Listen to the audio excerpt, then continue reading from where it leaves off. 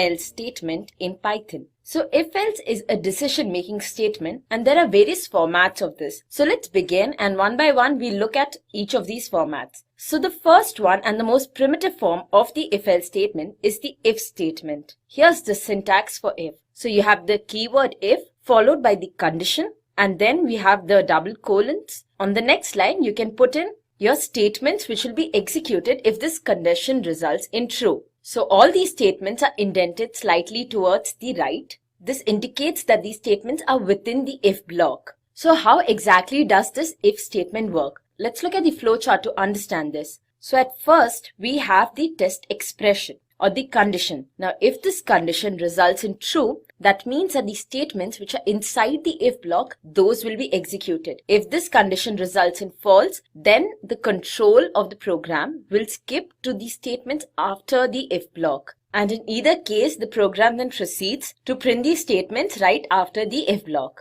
So we'll better understand this through an example. I'll move on to my Jupyter notebook where I'll demonstrate a code. Now I'll have a variable a which is equal to the value 20. So I'll write an if statement, the keyword if followed by the condition, and my condition here is if a is greater than 50. So if a is greater than 50, we want to enter the if statement or the if block, and in here I'll print out this is the if body. And if a is not greater than 50, we would skip this entire part and directly move on to the statement which precedes the if block. And here I'll have the statement print this is outside the if block.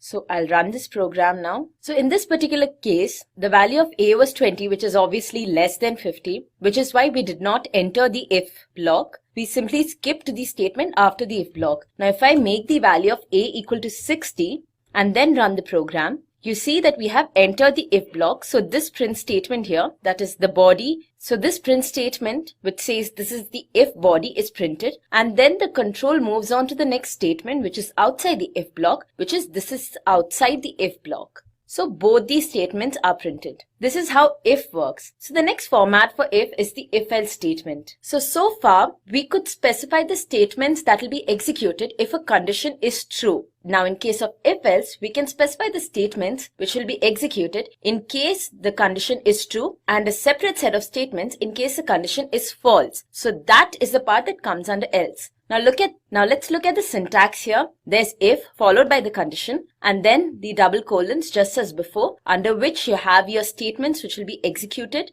slightly indented to the right, and following the if block you have the else block. So if your condition results in false, the execution of the program moves on to the else block, and under the else block again you have your statements which will be slightly indented to the right. So here we'll have a look at the flowchart for the if-else statement. If the test expression or the condition results in true, we move on to the body of if, and the statements within this body of if will be executed, after which we'll move on to the statements just below if. If the condition initially is false, then we'll move on to the else block and we'll have a separate set of statements within the else block which will be executed, after which again we'll move back to the statements just below the if. So again we have a demo here to better understand how if-else works, where we'll print out if a number is odd or even. So initially I have a variable I which is equal to 20, and then I'll have the if statement, and then I'll have the if-else statement to check if I is odd or even. So I have I mod 2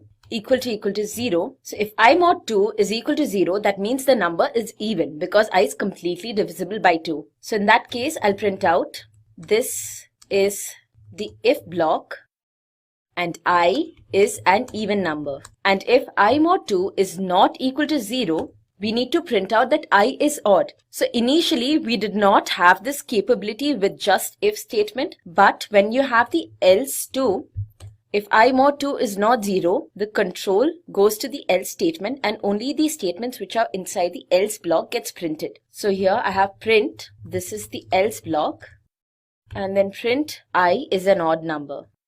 Now let's run our program. So as we